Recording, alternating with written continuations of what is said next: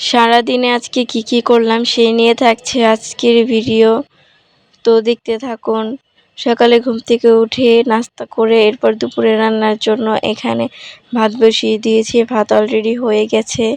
এরপর এর মাঝে কিছু জাম্বুরা ছুলে নিচ্ছিলাম, জাম্বুরা খাবো। একটু রোদ উঠেছে, রোদের মধ্যে জাম্বুরার মাখা খেতে ভালোই লাগবে।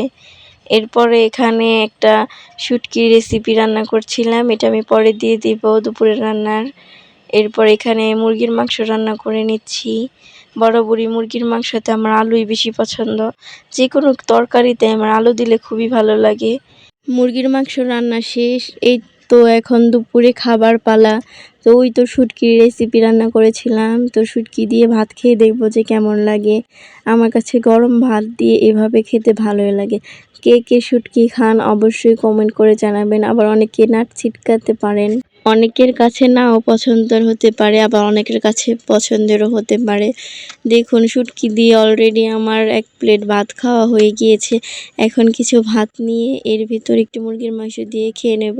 আমার মাংসর থেকে মাংসের আলু পছন্দ এবং হাড়যুক্ত মাংস খুবই ভালো লাগে। চিবিয়ে চিবিয়ে খেতে আমার খুবই ভালো লাগে।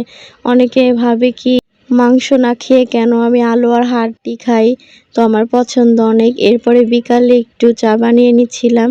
এখন আমার ভাই একটু কেরামতি করবে, মানে ও আমাকে চা বানিয়ে খাওয়াচ্ছিল। বরাবর ওর চাটা আমার খুবই ভালো লাগে। ও অনেকক্ষণ কড়া করে লিকার তৈরি করে এরপরে খাওয়ায় আমাকে। তো ওর সাথে একটু দুষ্টামি করছিলাম, তো চা বানিয়ে দিয়ে চলে গেল। আর আমি বলছিলাম আমার চায়ে চিনি কম দিবা।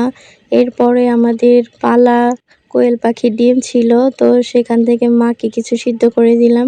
এরপরে সন্ধ্যায় আমি একটা নাস্তার রেসিপি ট্রাই করছি, তো এটা আমি আরেকটা ভিডিওতে দিয়ে দিব। বলবেন তো কেমন হয়েছে। আমার কাছে তো খুব ইউনিক লেগেছে, তাই আমি এটা আজকে বানিয়ে ফেললাম।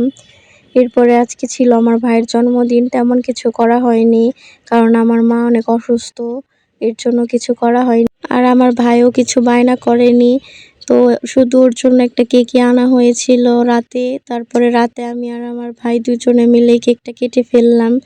মা অসুস্থ থাকার কারণে তেমন কোনো কিছু করা হয়নি, এবং কি আমরা তেমন কোনো কিছু জন্মদিনে করিও না।